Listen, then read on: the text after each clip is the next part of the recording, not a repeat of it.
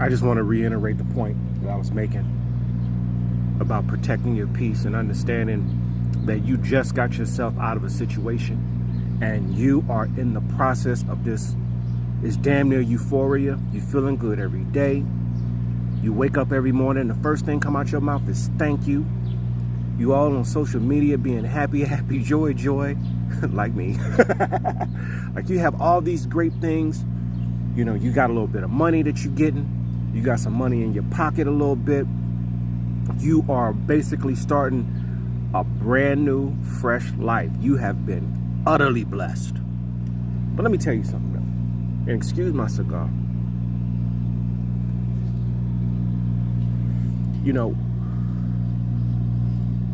people don't have a clue what you just pulled yourself out of, number one. But they just see a change in you. They see the fact that you are happier, and they know that something done happened to you to put you on this level where you at right now. So a lot of people, they are happy for you. And they want to know what's happening with you. But in the process of you sharing what's happened to you, if it's a conversation, it goes two ways. And at some point, you're going to begin to get some energy from this person because it's all love. They just want to know so they can have what you have. But in the process of doing that, they're telling you all their problems. And you feel in your energy that you're not right now. And it's not that you don't want to help. It's not that you don't want to have answers for their relief. But it's just that at this point where you just got out of some stuff, you're not strong enough to reach back and start pulling people up in a personal setting. Right. You want to express yourself via video? Do that. But not everybody needs personal access to you at this point, because the best time to fall back and to get back into that bad energy that you were just in was when you brand new at it and you start consuming new negative energy. You've already overcome some bad. The bad can't hurt you no more. The what's in the back of you can't hurt you no more. You understand that. But you know how they say new levels, new devils? Well, part of these new devils come in the form of your loved ones when they're sharing their anguish with you.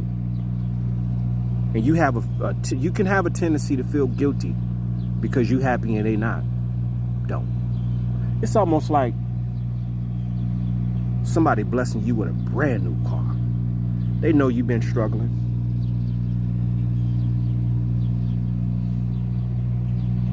They know you've been walking. They know you've been on a bus.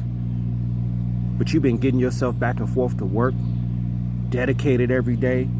You've been in a good mood, doing the best job you possibly can. You're trying to get around to as many family functions as you possibly can, knowing you ain't got no car. You running that Uber bill up out the roof. You on these buses. Even when it rains, you get caught in a downpour walking in the rain. Somebody bless you with a brand new car. Only bad part about it is that motherfucker's a stick shift, and you ain't never drove a stick shift in your whole entire life. You're gonna need a little bit of time to learn how to drive that thing before you start signing up for Uber and having people pay you for trips. Correct?